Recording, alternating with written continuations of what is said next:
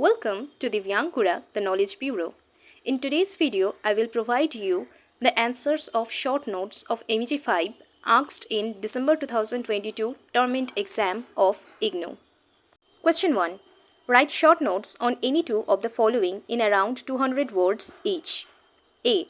Roman Jakobson, Marx 10. Answer. Roman Osipovich Jakobson was a Russian linguist and literary theorist. He possesses a central place in the development of formalism and structuralism. Essentially a linguist, Jakobson was born in Moscow, where he co-founded the Moscow Linguistic Circle in 1915, which also included Osip Brick and Boris Tomaszewski. Along with Viktor Slavsky and Boris Eichenbaum, Jakobson involved in a second Russian formalist group, the Society for the Study of Poetic Language, formed in 1916. Next point, important works. 1. Two Aspects of Language and Two Types of Aphasic Disturbances, 1956, essay. 2. Fundamentals of Language, 1956. 3. Linguistics and Poetics, 1958. 4. Six Lectures of Sound and Meaning, 1978. 5. The Framework of Language, 1980. 6. Language in Literature, 1987, etc. Next para. In his book Linguistics and Poetics, Jakobson establishes 6 functions of language that are needed for communication to occur. In addition, there are 6 elements of factors in the communication process. Each function focuses on and interacts with a factor of the communication process. Next point, 6 functions of language. The formalist study of poetics exists within the more general study of language, which Jakobson characterized in terms of its functions. The functions of language are A. Referential, B. Emotive, C. Conative, D. Phatic, and E. Metalingual. The chief elements of this functional system are the addressor, emotive function, and addressee, conative function. Falling in between are a complex set of determinants that include context, referential function, message, contact, phatic function, and a code, metalingual function, known to both addressor and the addressee. Next point, 6 factors of language. In Jakobson's theory, there are 6 factors that are required for communication. These are A. Addressor. This is the person who delivers a message to a specific audience. B. Addressee. This is the audience that receives the message. C. Context. The context forms the setting or the reason for the message that will be communicated. D. Contact. There needs to be a relational channel and connection between the addressor and the addressee. This connection keeps the lines of communication open. E. Common code. The code includes the rules that combine to form the message and corresponds to the type of language used. F. Message. The message is what is sent by the addressor and corresponds to an experience, idea, explanation, and so on. Basically, these factors work together to enable the communication process. They are the steps to successful communication. These are 1. Every communication includes a sender and a receiver, addressor and addressee. 2. The sender establishes the context of the message so it can be understood. 3. The addressee gives feedback to the addressor during and after the delivery of the message. Feedback can be verbal or non-verbal, such as nodding agreement or stating that the message is understood. 4. To make the communication clear and easier to understand, a common code is used. Next para. Roman Jakobson led the way in the development of structural linguistics in the 20th century, a pioneer whose approach had a lasting influence on other well-known linguists, anthropologists, and literary critics. Question 1b. Michel Foucault, Marx 10. Answer. Paul Michel Foucault was a French post-structuralist thinker who studied philosophy at the École Normale Supérieure, whose provocative writing on madness, reason, criminality, hospitals, sexuality, and discourse shook the Western world as he questioned the very premises on which the institutions such as clinics, hospitals, asylum, prison, etc. are historically constructed at a particular point of time in history to interpolate the subject into the fold of reason or rationality so as to subjugate them. Next point, major works. 1. Madness and Civilization, 1961. 2. The Birth of the Clinic, 1963. 3. The Order of Things, 1966. 4. The Archaeology of Knowledge, 1969. 5. Discipline and Punishment, 1975. 6. The History of Sexuality, 1976, etc. Next point, key concepts. Some of the famous concepts given by Foucault are discussed below. 1. Archaeology. Archaeology is the term Foucault used during the 1960s in his book The Archaeology of Knowledge to describe his approach to writing history. Archaeology is about examining the discursive traces and orders left by the past in order to write a history of the present. Simply put, archaeology is about looking at history as a way of understanding the processes that have led to what we are today. 2. Biopolitics. Foucault believed that biopolitics is a new method of power production, circulation, and enactment. He used the term to describe the transformation of political procedures and techniques in Western societies between the 18th century and early 19th centuries. 3. Biopower. Foucault argues that biopower is a technology which appeared in the late 19th century for managing populations. It incorporates certain aspects of disciplinary power. If disciplinary power is about training the actions of bodies, biopower is about managing the births, deaths, reproduction, and illnesses of a population. 4. Discourse. Discourse is, as Foucault admits himself, a rather slippery notion in his work, but at the most basic level, he uses the term to refer to the material verbal traces left by history. He also uses it to describe a certain way of speaking. Foucault's discourse theory examines how people express themselves through language and suggests that the structures of power shape how people communicate in society. 5. Episteme. Foucault introduces this term in his book The Order of Things. Episteme refers to the orderly unconscious structures underlying the production of scientific knowledge in a particular time and place. It is the epistemological field which forms the conditions of possibility for knowledge in a given time and place. 6. Heterotopia. Heterotopia is coined by Foucault to mean a space which is outside everyday social and institutional space like trains, cemeteries, etc. 7. Panopticism. Panopticism is a social theory that describes a type of internal surveillance and the power dynamics of modern society. In Foucault's book, Discipline and Punishment, the panopticon was a metaphor that allowed Foucault to explore the relationship between A. Systems of social control and people in a disciplinary situation and B. The power knowledge concept. 8. Power knowledge. One of the most important features of Foucault's view is that mechanisms of power produce different types of knowledge which collate information on people's activities and existence. The knowledge gathered in this way further reinforces exercises of power. Next para. Michel Foucault was a French philosopher, writer, historian of ideas, political activist, and literary critic.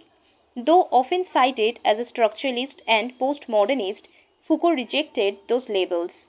His thought has influenced academics, especially those working in communication studies, anthropology, psychology, sociology, criminology, cultural studies, literary theory, feminism, Marxism, and critical theory.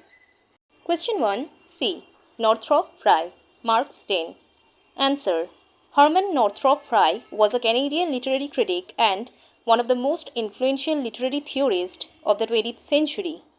He is known for the enormous size and scope of his works. Situated within the University of Toronto for most of his life, He championed Canadian literature and art before it was fashionable to do so, and even produced a handful of short stories.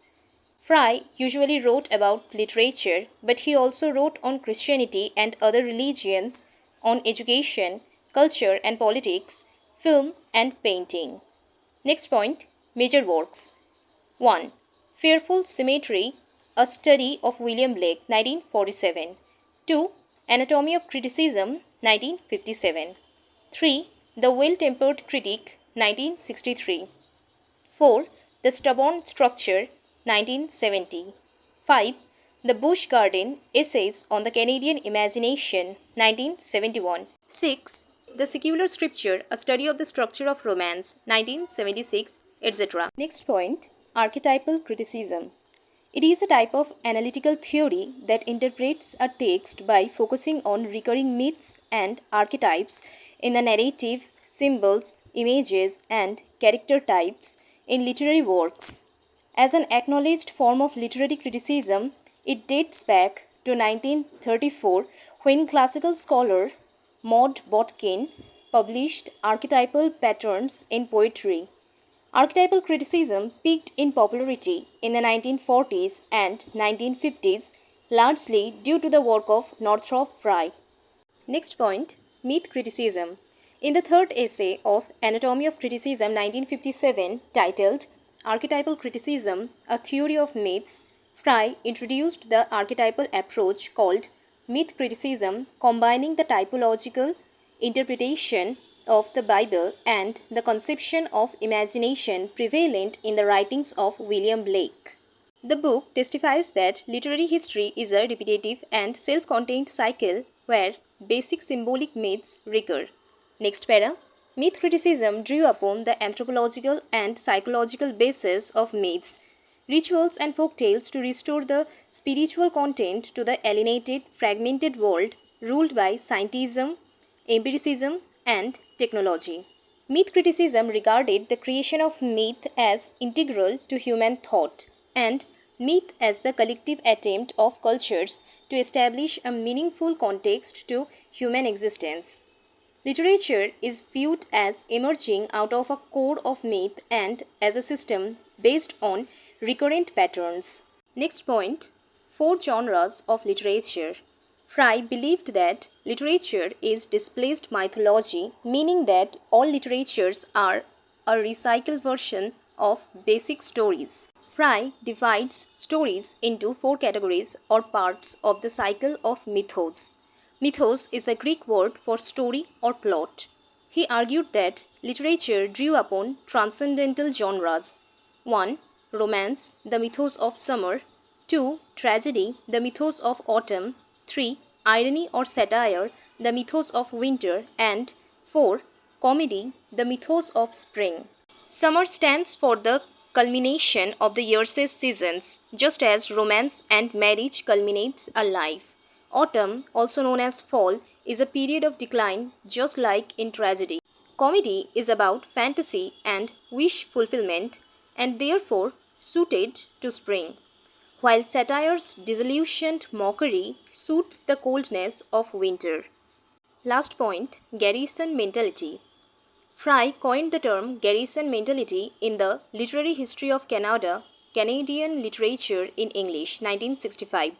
The theory of garrison mentality argues that early Canadian identity was characterized by fear of an empty and hostile national landscape. It suggests that the environment's impact on the national psyche has influenced themes within Canadian literature, cinema, and television. Next para. Frye's contributions to cultural and social criticism spanned a long career during which he earned widespread recognition and received many honors. Question 1. D. Critical theory. Marks 10. Answer. Introduction. A critical theory is any approach to humanities and social philosophy that focuses on society and culture to attempt to reveal, critique, and challenge power structures. Critical theory is a way of thinking about the world that involves analyzing power and knowledge to challenge and transform society.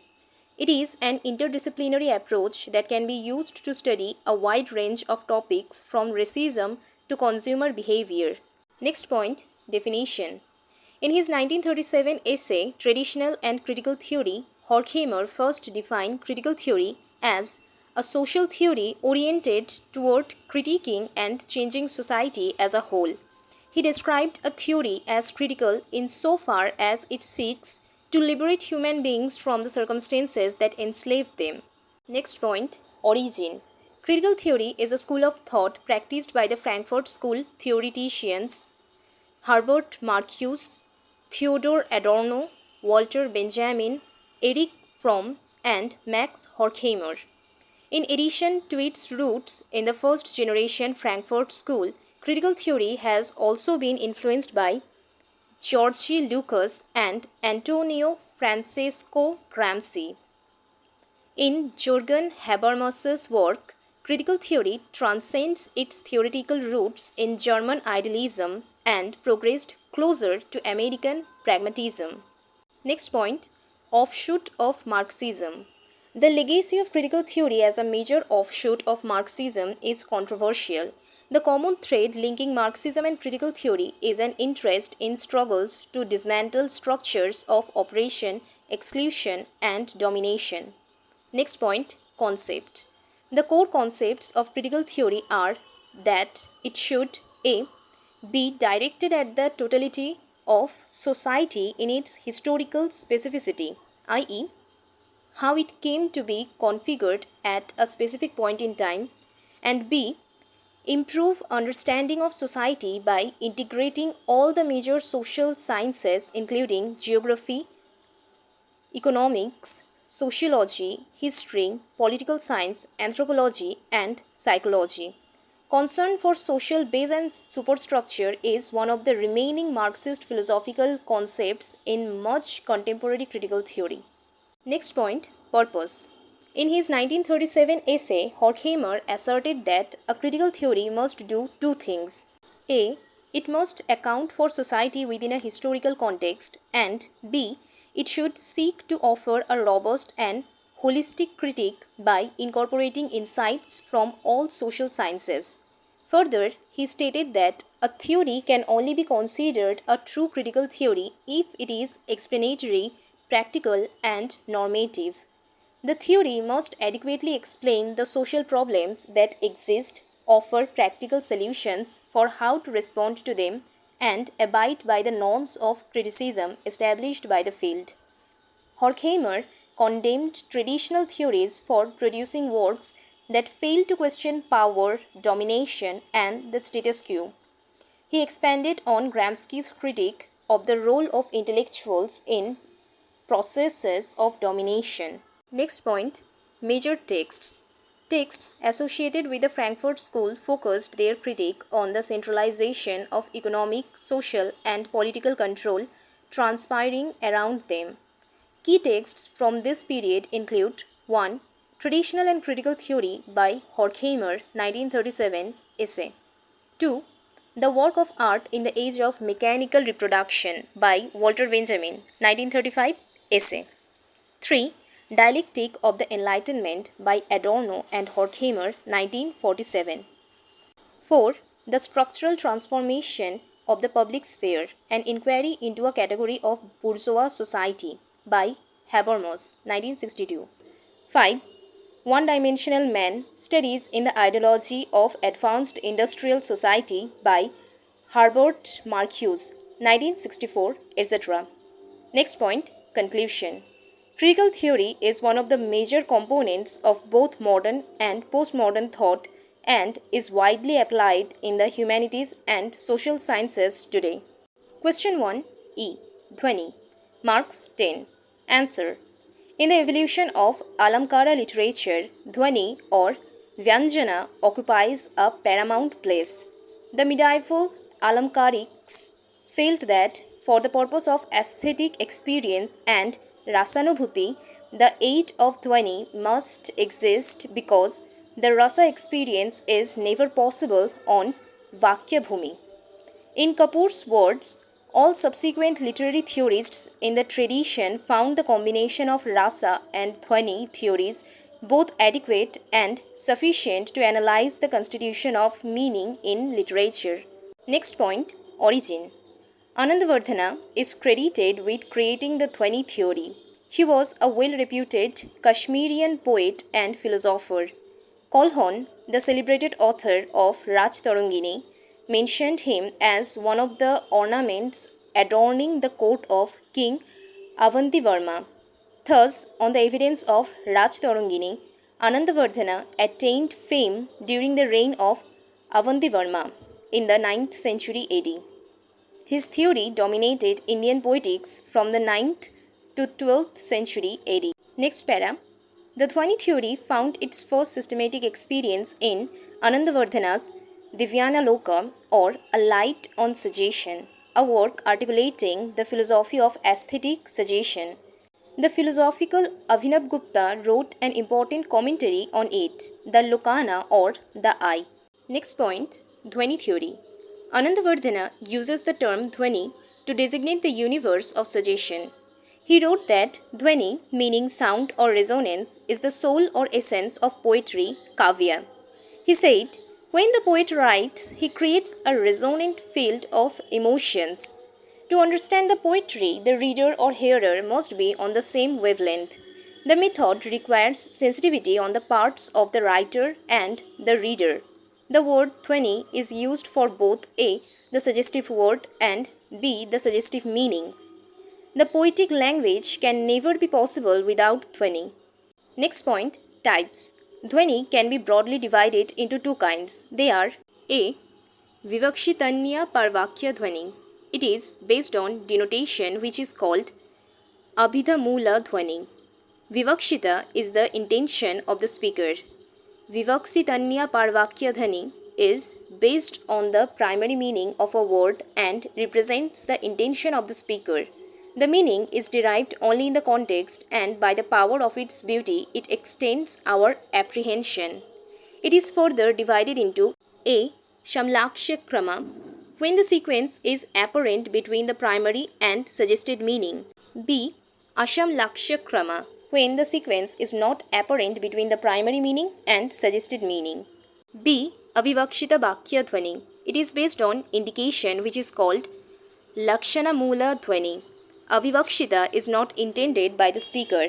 Avivakshita Bhakya Dhwani is that where the literal meaning is suppressed, that is, the literal meaning is not intended by the speaker and also it makes no sense in the context.